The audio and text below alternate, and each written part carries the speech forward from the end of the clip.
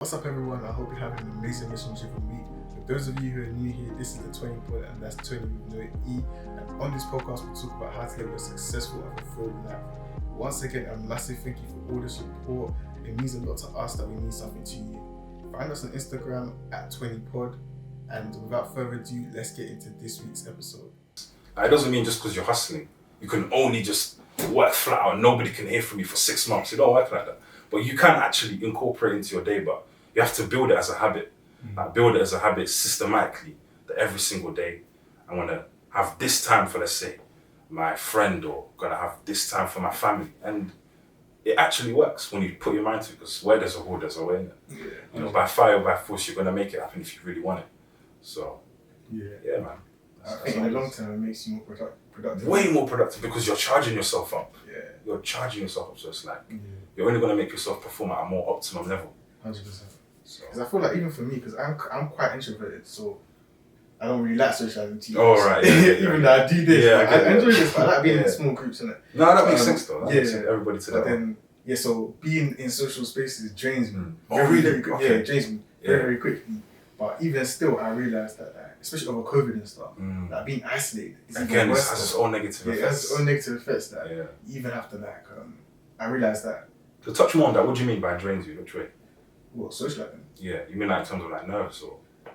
Yeah, like social anxiety is just like, but even just being introverted, like I like being by myself, like in my own thoughts. So when I'm out and I'm in big groups and stuff, that's draining for me. It's draining for me. You know, to be honest with you, I used to be a lot more shy anyways before. But when I started to think more about integrating more with, you know, a larger set of people, like I went to a Nottingham event.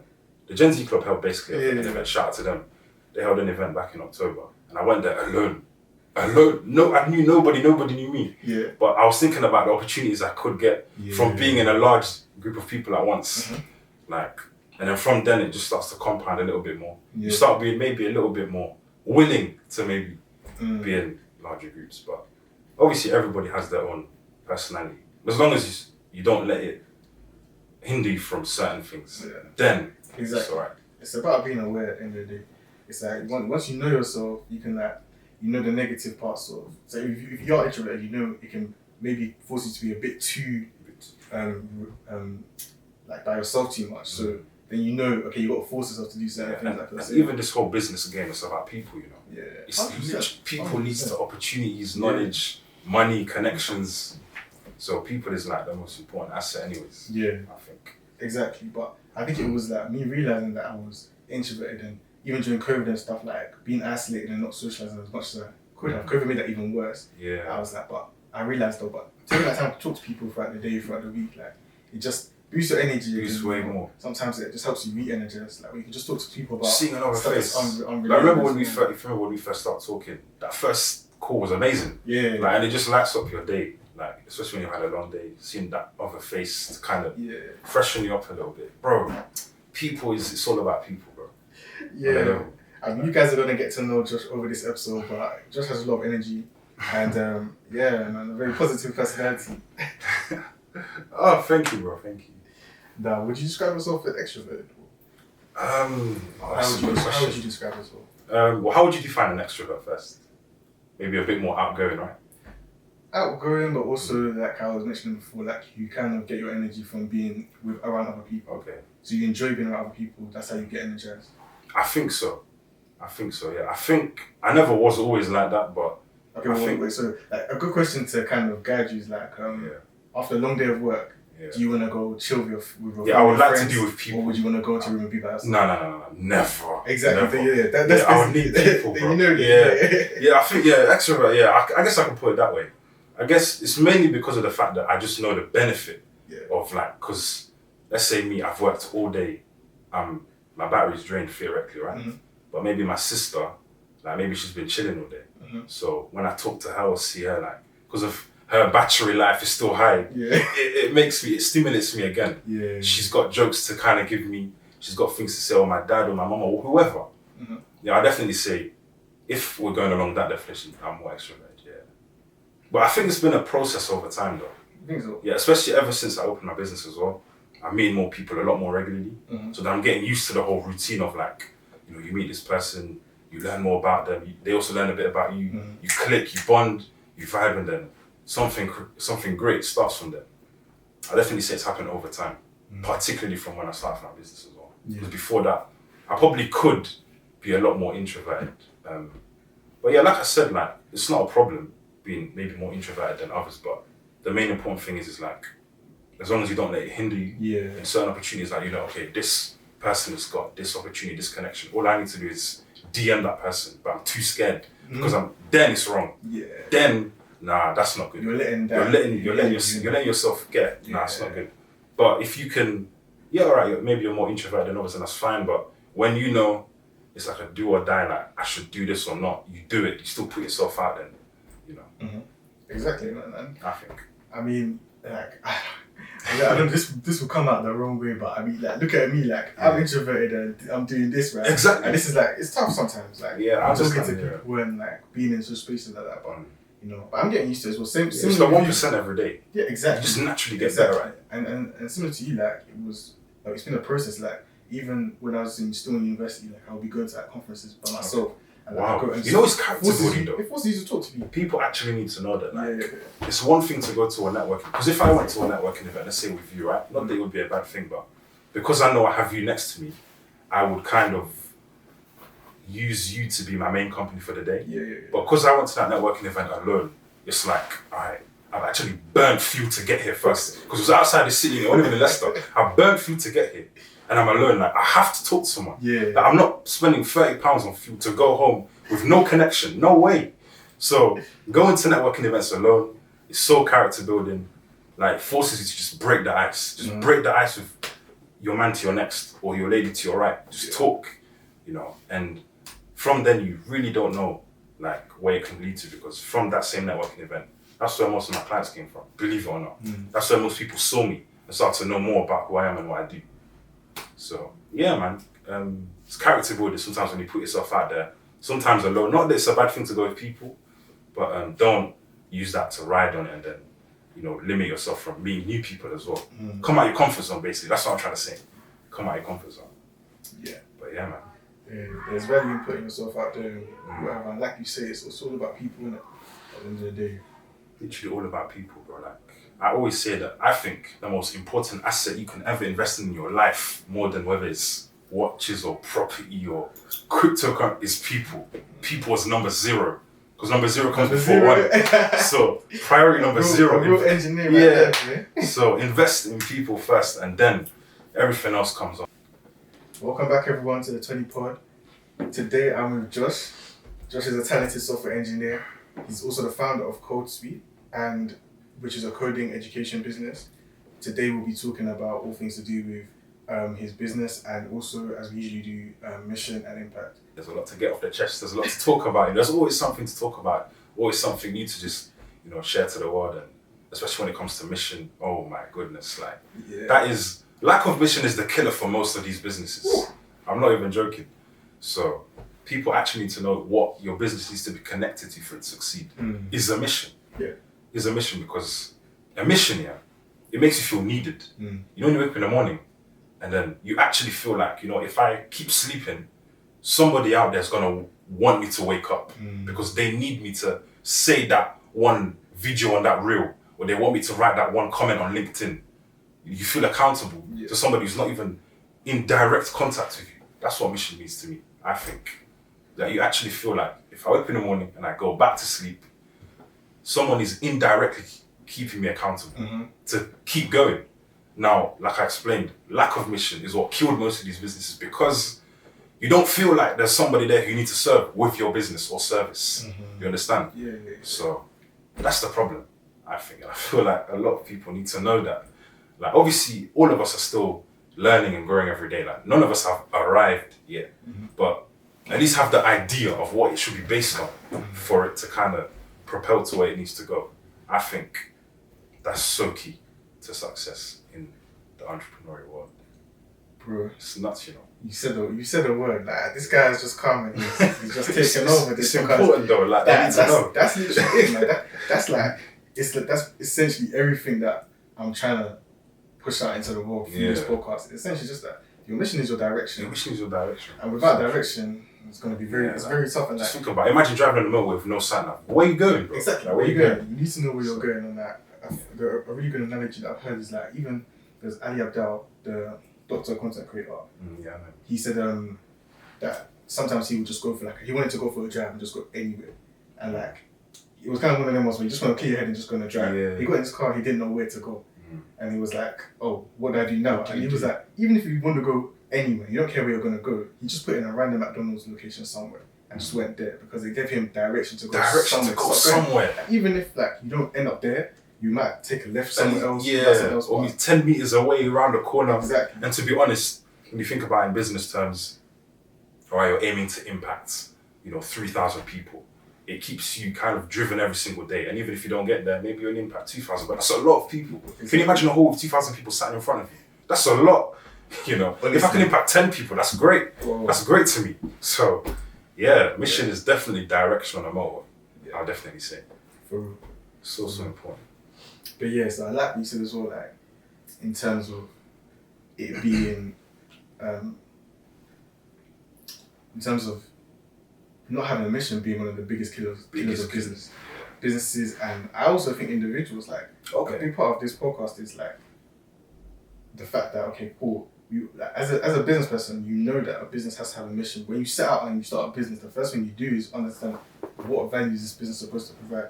But then I don't feel like, as individuals, especially in this new economy, new world that we live in, it's important for you to also have that mission as well. Like the same way you would start a business with a mission, individuals should also have a mission. Genuinely, and you know what's crazy? Excuse me. When it comes to having a mission, even on an independent level, because you just made me realize something. Because you know how to code, don't you? The same way I know how to code. So what's going to differentiate between me and you? Exactly. Theoretically, we are just a million set of pebbles on the beach. Like, all right, yeah, you're at this job today as a coder, but if we just focus specifically on the hard skills, in a way you're theoretically easily replaceable with another coder, right? Now, when you're connected with mission, that's when it's going to need you to go the extra mile and then differentiate yourself.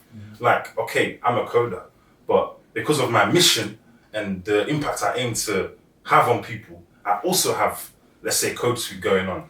I also release videos when I'm talking about code, inspiring people to get involved. So therefore, now that automatically makes me different from the next man. Yeah. You know what I mean? But until you do that, theoretically, you're just another pebble on the beach. And we all know everybody's unique anyways. So you just actually need to just discover that so that you can then become different from a pebble on the beach. Otherwise, you're easily replaceable. You're easily just another common person, another common brick on the wall, which nobody wants to be like that. Everybody wants to manifest that, I have something cool about me that people should pay attention to or look twice when they look at me. You know what I mean? Yeah, definitely. So, yeah. And I think. Yeah, exactly. And I'm gonna get more into this over the episodes, as we delve more into mission. But like, yeah, that's. I love the fact that you mentioned uniqueness because this is something I've been reading in Mastery by Robert Greene. That book is kind of about finding your life's task, which to me is the same as mission. Okay, yeah, definitely. But it's essentially that your mission comes from what makes you unique. Makes you unique. So essentially what you're trying to do is find out what makes you unique. What exactly? So you're saying.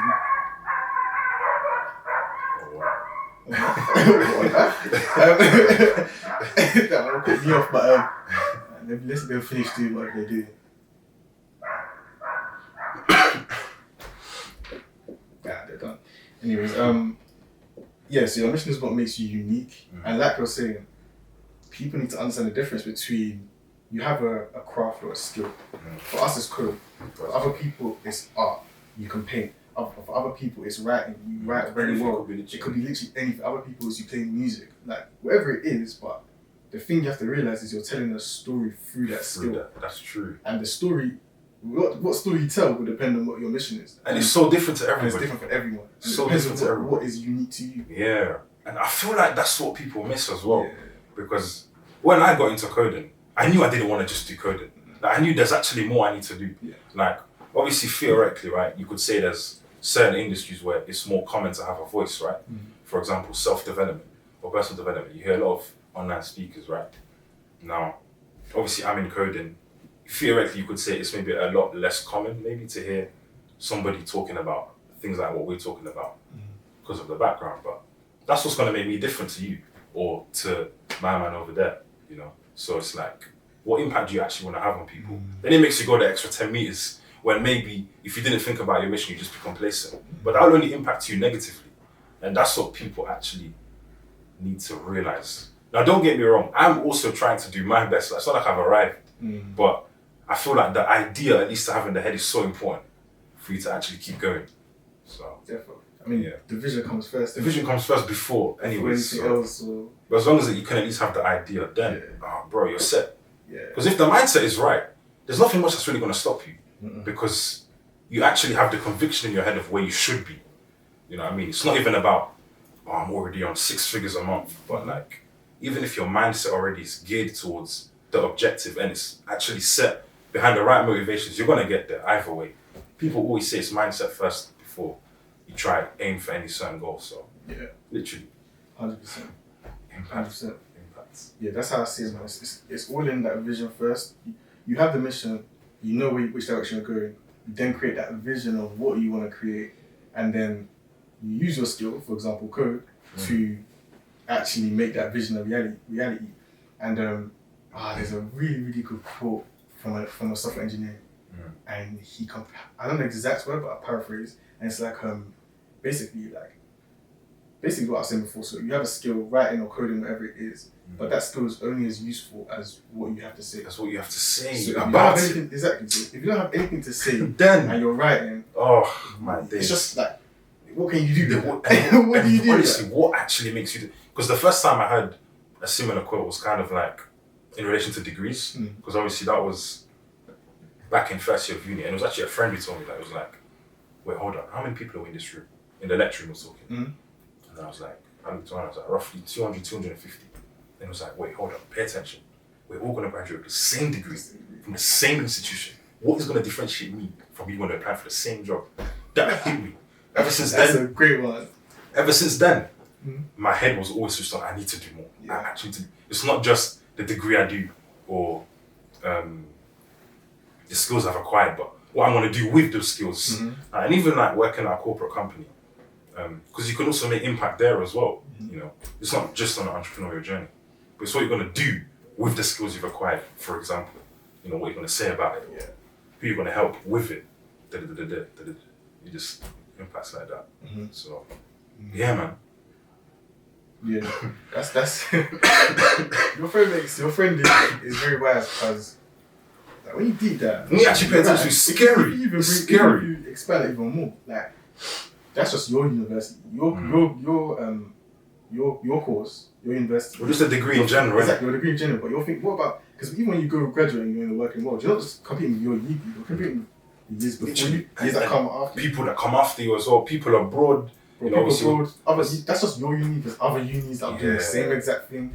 Like, it's mad. Like, it is. But now, when you actually take the whole picture, right, you take the actual whole overview, then it actually puts that stimulation in you to do more.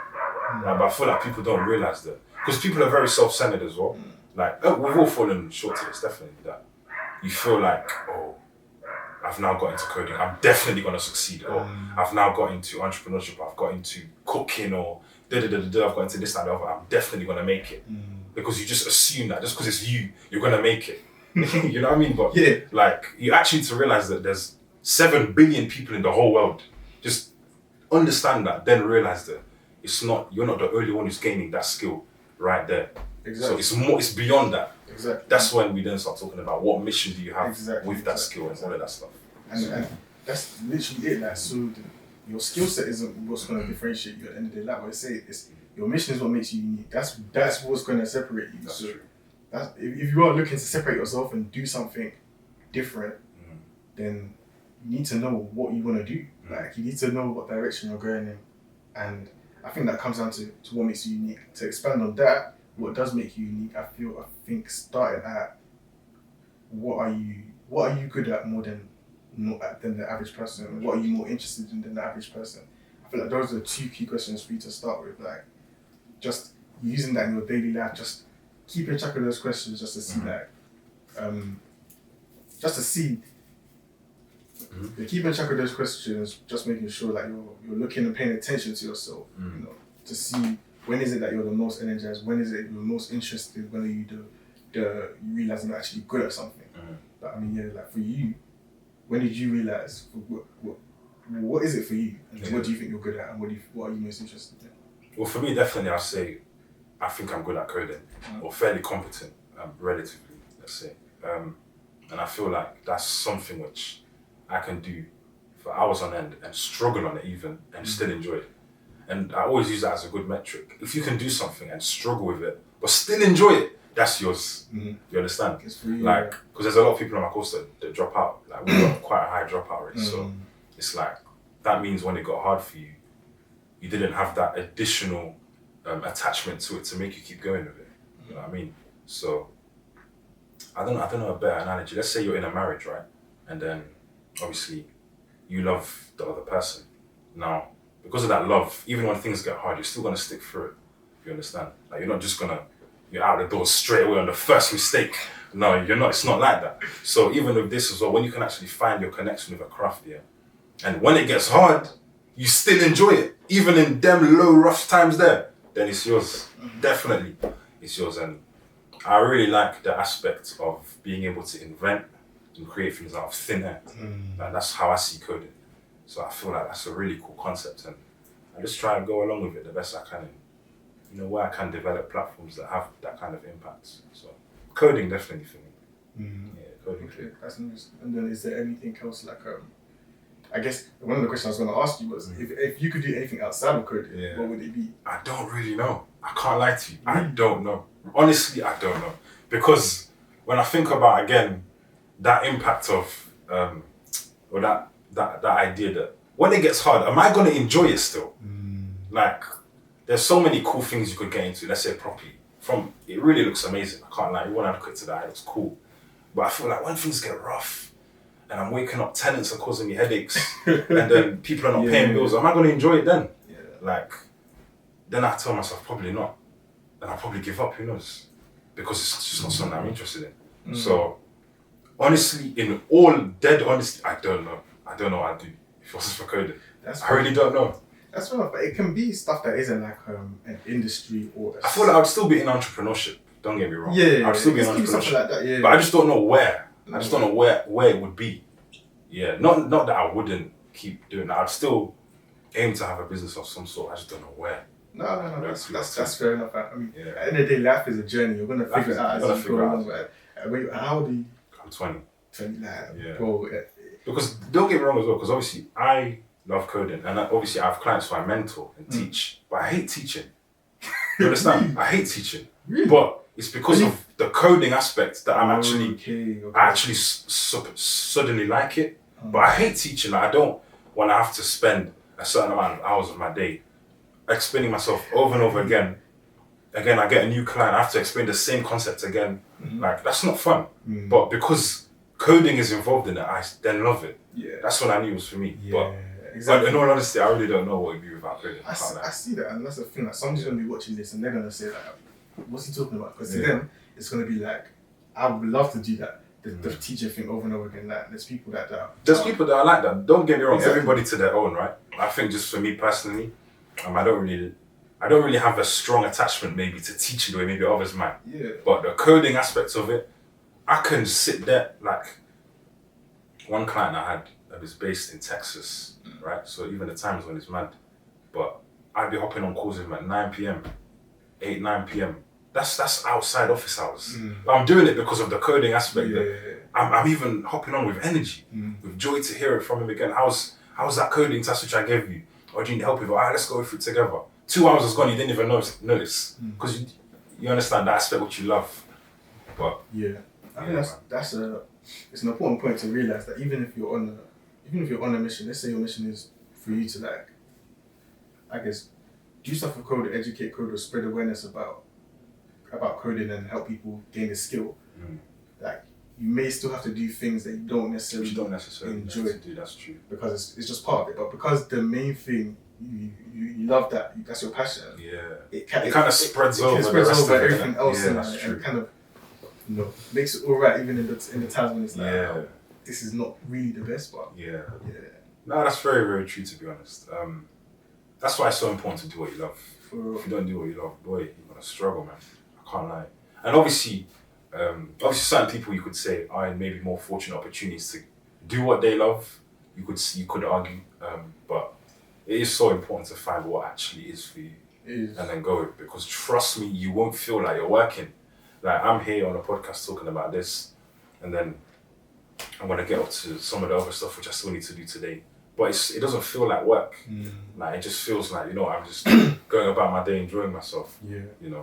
But in reality, this is technically work. You know what I mean? Yeah. Like I'm doing what I need to for my business to, let's say, more people to be aware of, for example, or to inspire more people about having a mission. Or that in a way is work, right? But because I do what I love and because it is what I love, it doesn't feel like work in a way. So I'm so glad, I've had you and Austin the first episode as well, and both of you said that you love what you do, and like you're doing. Shout out to Austin as well. Yeah, shout out to Austin, man. I spoke to him recently as well, and it's just like, whoa, I'm glad because I feel like a lot of people, like I want this podcast to be as well to showcase that you can love what you do. You actually love your work. Because I feel a lot of people don't believe that. Not a lot of people, because maybe they haven't found it out yet. Yeah. But believe me, like if nobody's told you, let me be the first person to tell you that you can actually love what you do. Yeah. You know what I mean? Yes, I was going to ask you as well about your inspirations and influences, because I feel like whenever you're talking about a mission, like your mission doesn't ever come from it doesn't come from thin air. Like obviously there was something that inspired you or motivated you in the first place to find that thing. So for you, what are the major influences I think to find your mission? My main inspiration was definitely the flawed perspective which I could see people had towards coding as well. Because more often than not, when you talk about code, surprisingly, I actually messaged one of my boys the other day because he saw one of my stories. And I was like, oh, bro, what do you do? And I was like, oh yeah, I run a coding business. And I was like, what's code? He said, what's code? He said, what's code? Oh. And not only that, people who do have a rough idea of what code is, they think it's just a bunch of zeros and ones, which it's not. So for those that I've seen, my tagline is inspiring your first line of code. So the idea is, after hearing me talk about it, you're going to realize, oh, code isn't actually what I thought it was. It's actually this, and you can even do this, this, and this with it.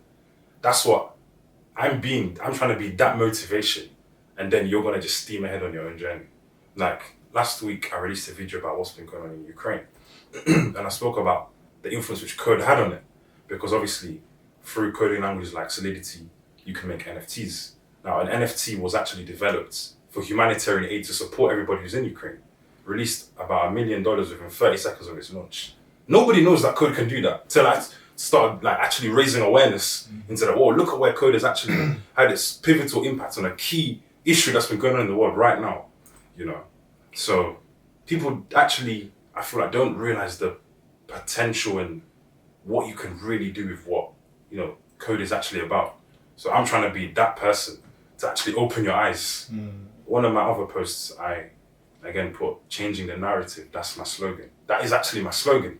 Like I'm actually trying to change the way you look at code and technology. See it more as a tool to solve problems.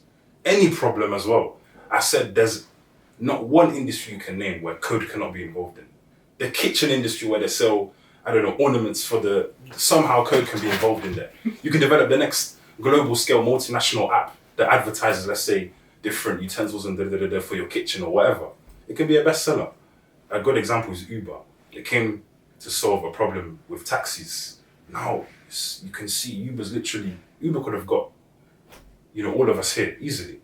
Like you actually need to realize what code can do and how you can get involved with it. That's kind of what I'm trying to do. Change your perspective, change the narrative, change your mindset towards it, and actually see it in a more wider scale of what it can really do.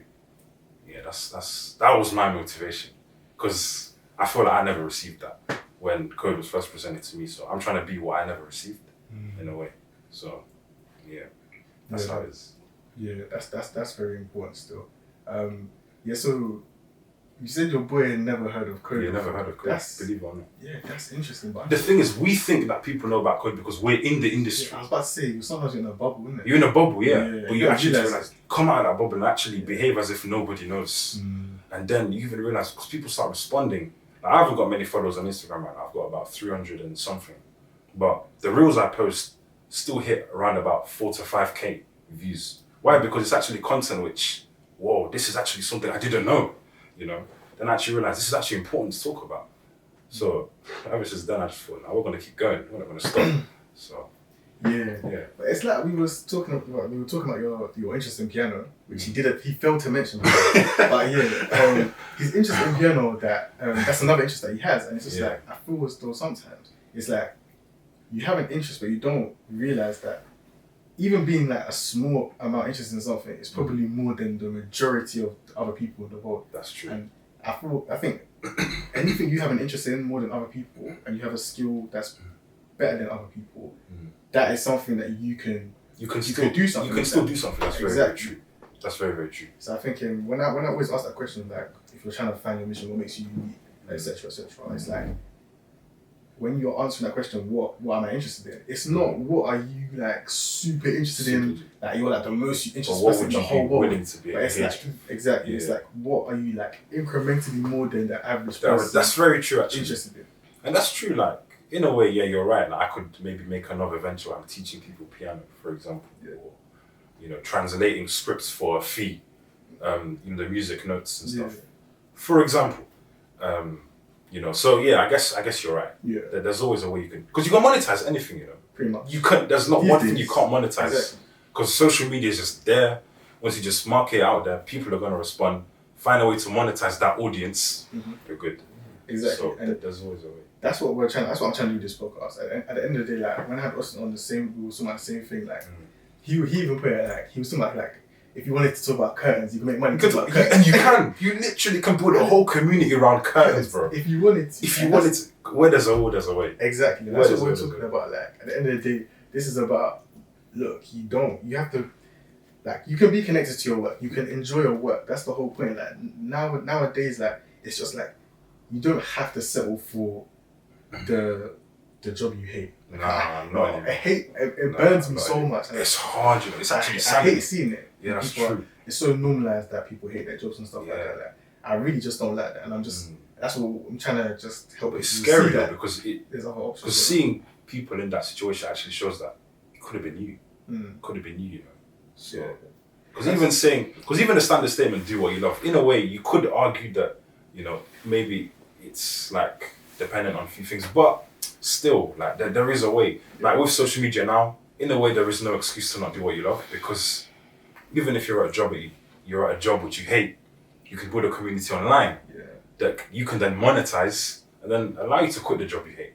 So I think maybe 30 years ago you could easily live up until 80 doing a job you hate, but now it's a lot more easy to actually break free from that bubble. Yeah, exactly. And do what you love. Yeah, and it's a case of if you want to, if you believe you can do it, and give yourself enough time for you to make it happen. But I feel like low-key, like you have a responsibility now. Like as much as I understand that there are circumstances in your life which might prevent you from doing certain things, and that's fine. Like it doesn't have to be straight away.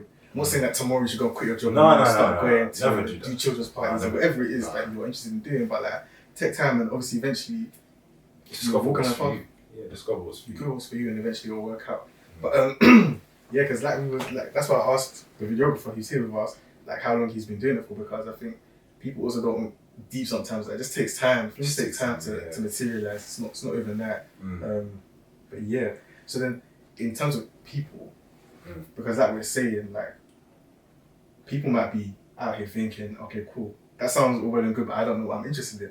I don't know what I want to do. I don't know this, that, and the third. So I'm really trying to get to the root of what is it that sparked that interest in you. Like, were there individuals or people that you can look back and say, okay, cool, this is where I kind of got my interest from. For coding.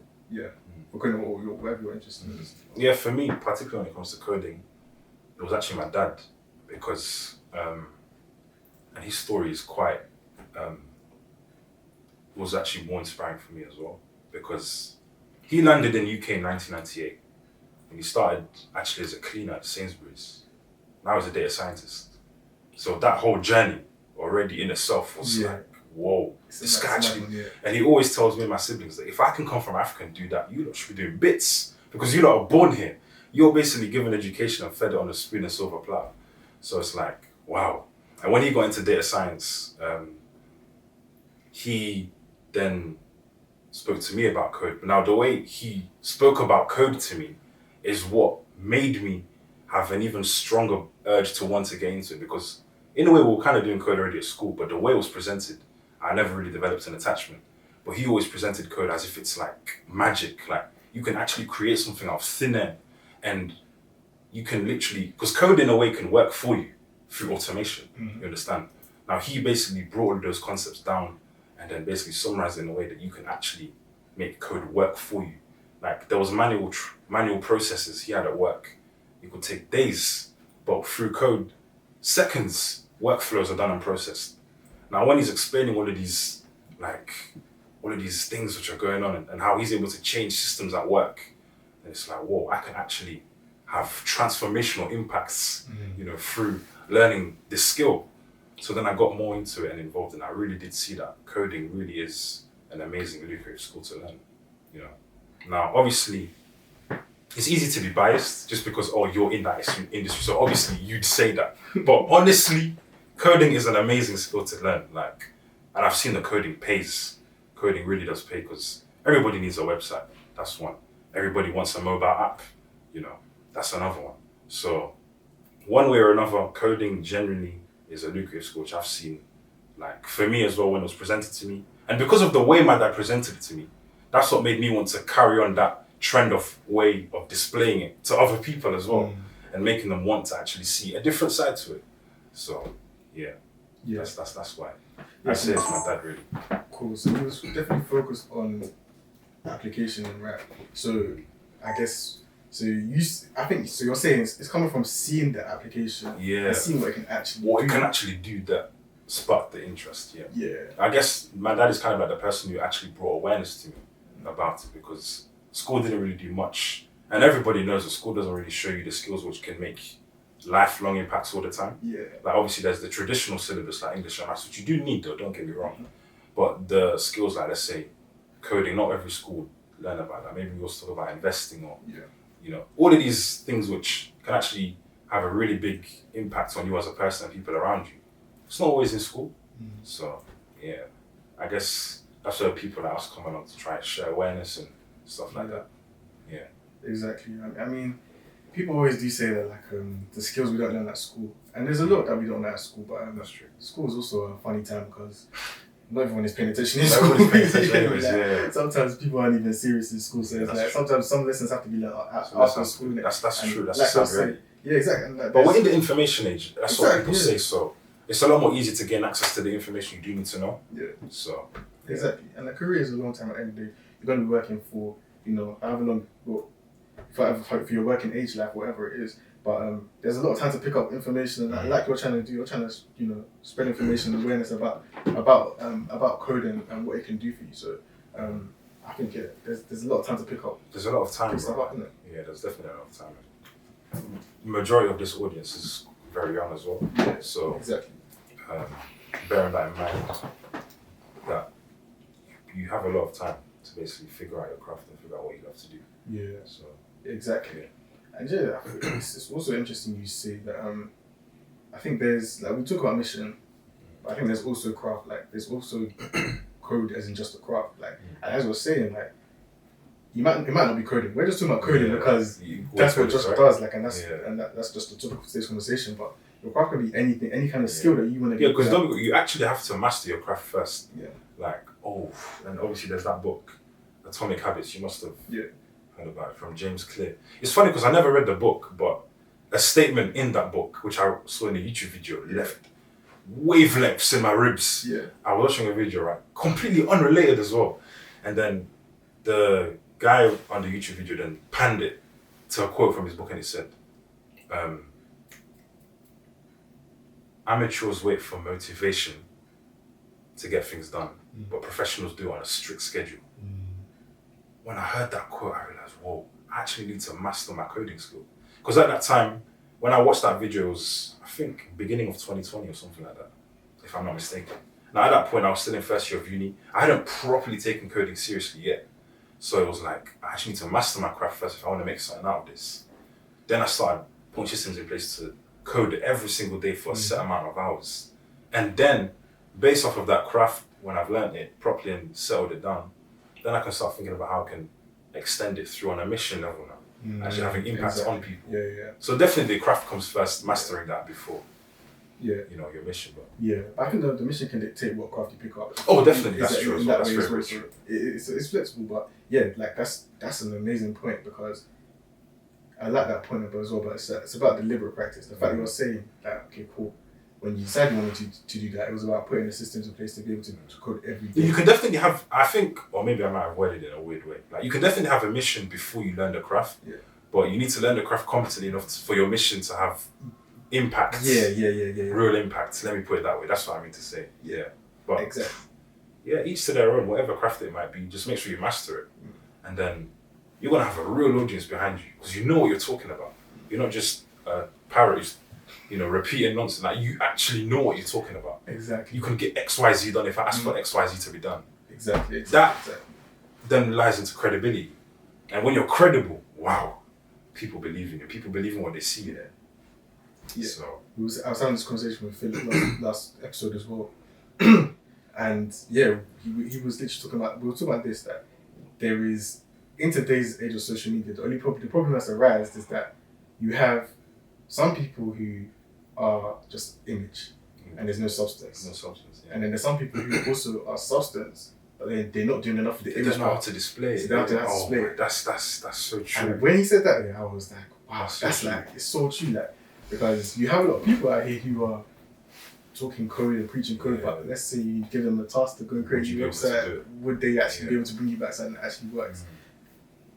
And there's a lot of people who are really good at what they do, but because they're not putting themselves out there, oh my goodness, nobody can see. Everybody actually has a story to tell. Yeah, exactly. You shouldn't sell yourself short. Yeah, and in this day and age, you kind of need to work on both, right? And I know you're kind of getting into that kind of side of things, where you're putting yourself out there, your work out there, and showing showing through codes, I guess, your expertise and that kind of thing, right? Definitely, and I think actually putting my face behind the brand makes people believe it more, because it's like they actually see a person behind it, so they can develop a connection towards me. Like, it's funny because one of the reels I posted on Instagram, someone commented and it was like, your voice makes the reel more powerful than it really is. Because in reality, what I'm saying isn't a lot sometimes, but just because I'm saying it and they can see my face and my expressions, they just develop a connection to it naturally. Now, that's like the added impact to the information I'm selling out there. So I definitely think there's a huge effect of putting yourself out there. Because, and it can get to a point where you build your audience so strong, you can literally come out and say, the sky is blue, people faint.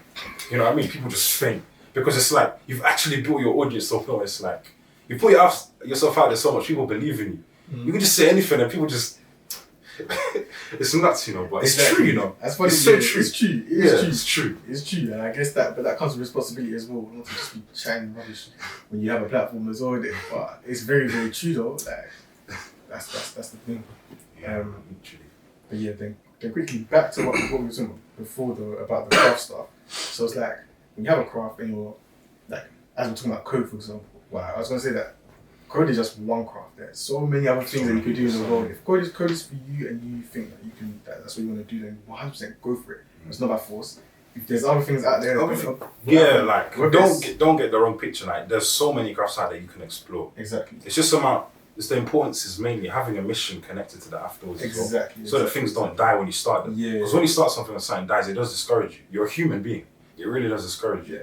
But because at the same time life happens, but when there is a mission, you do feel like, let me pick this up again.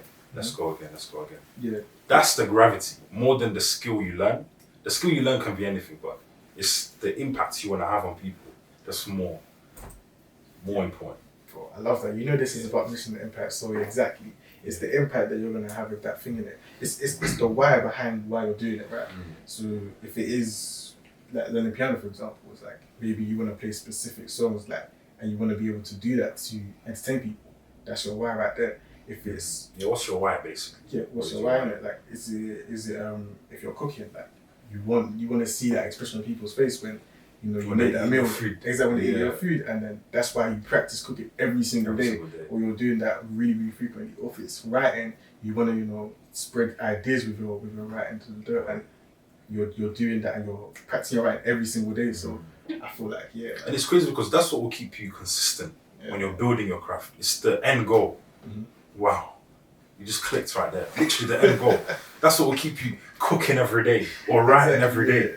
It's literally where you know it could lead to. Exactly. So, that's what I'm saying, man. It's all about that impact. And like you're saying, right, that's what I'm saying. Like, outside of just doing your job and doing your work, you have to see it. I want people to see it more as like, you're connecting with people, you're helping people. There's somebody at the end of what you're doing. Somebody that you're helping.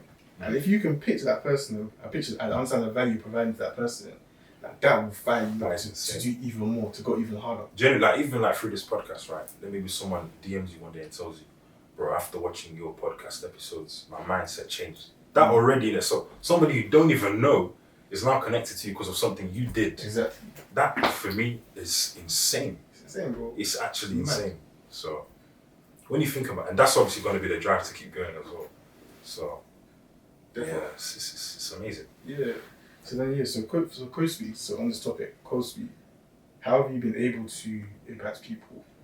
Yeah, so the first way is obviously first the mindset. Because we also do school projects as well. Now, I've gone in a couple of schools. We've done 3 schools so far. We're hoping to do a 6th form college soon, actually. Hopefully this month, if not April. But I've done 3 secondary schools. 2 was in person, 1 was virtual.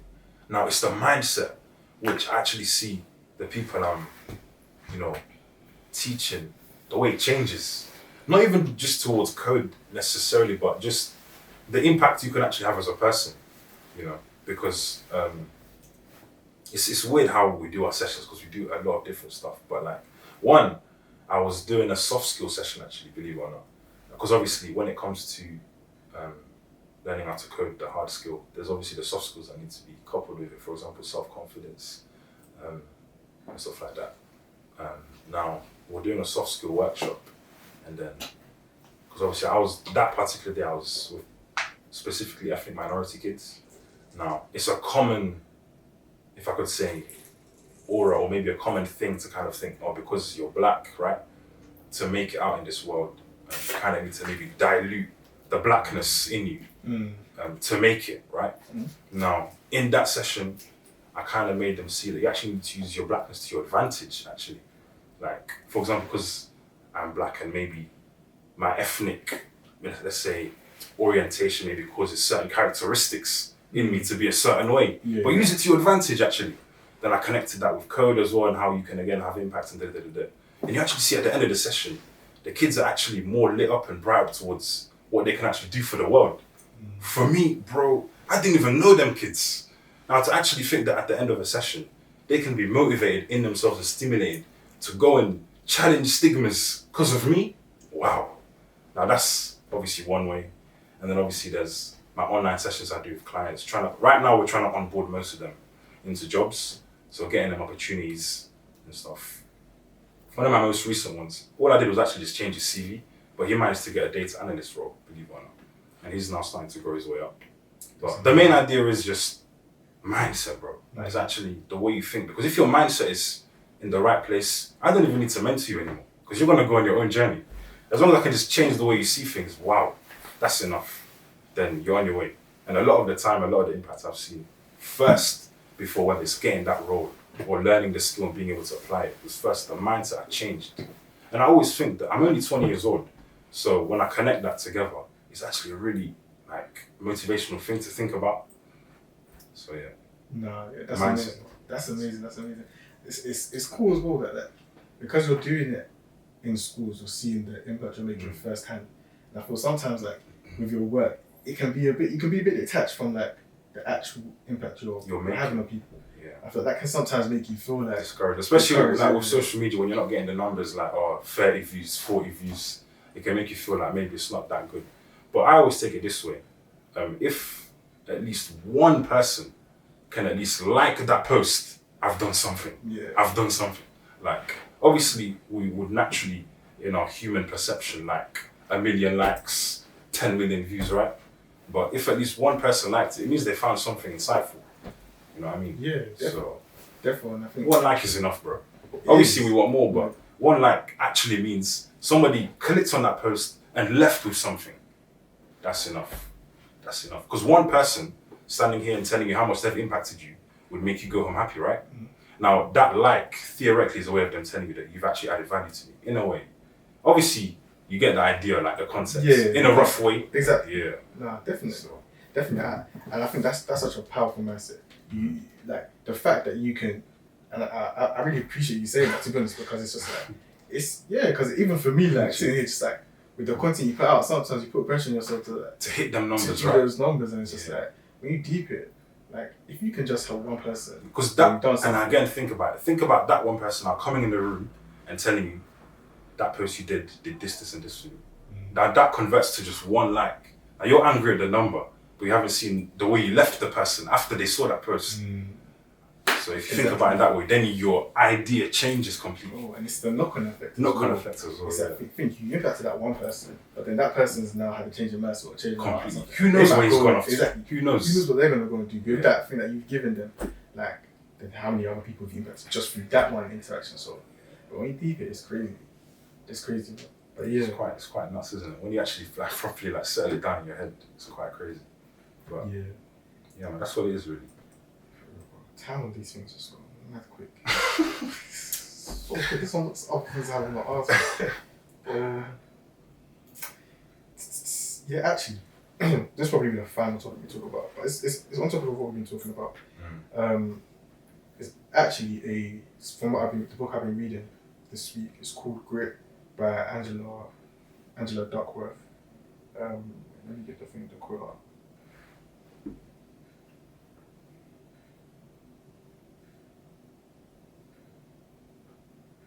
But yeah, I read it, and it's funny, man, because you said it in like so many words, but essentially the book is about like the factors behind success in general. So she uses examples from like the military, from school, from different walks of life. What are the things that make people successful? And she comes to the conclusion that it's something called grit. And grit is a mixture of passion and perseverance. And essentially that's what we've been talking about. The passion side of things is like mission. So the why we're doing, the why behind what we're doing, the interest you have in something, and then the perseverance part is basically, do you overcome challenges? Do you when it gets hard, are you gonna still push through and love it and love what you're doing? And like that's essentially what she finds is the key to success. Right? She says it's not talent, it's not natural ability. It's that. Right? It really isn't talent or natural. Trust me, you can develop a skill and have impact. Trust me, believe me. I had no talent, bro, before Kodak. I promise you. That's very humble. Yeah, I really didn't have anything going for me. I can't lie. So you can develop your impact into this. Trust me, bro. I'm the first witness to tell you that you can. Trust me. You don't need talent, no nothing. You don't need to be born with some special. Nah. I used to think that you had to. Yeah. And I feel like, because obviously with the way schools run, exams and assessments, it's like, the highest person, he's naturally smart at maths and da-da-da-da. So you can kind of feel like, I'm definitely not going to make it because I'm, let's say, not good at maths, or maybe I'm this, that, and the other, maybe I'm not a confident person. But all of these things, you can get better by it. And you can just pick up that skill that can, you don't need no natural. Bro, you can develop these things, trust me. You can. You actually can. And that was literally her point in the book. It was like, she was even looking at maths students. And she said that it was that the students who were naturally the best at maths weren't necessarily the best performers in the class. You understand? Because it was actually the students who would get things wrong and they'll come back and figure it out. Maybe, you know what, I think for me, curiosity, being inquisitive, and being willing to try things again when it goes wrong, you're definitely going to make it. Because then it's like, it's your actual mindset that's right. And then you're going to definitely, as long as you just, use your resources to your advantage, you're definitely going to make it somehow.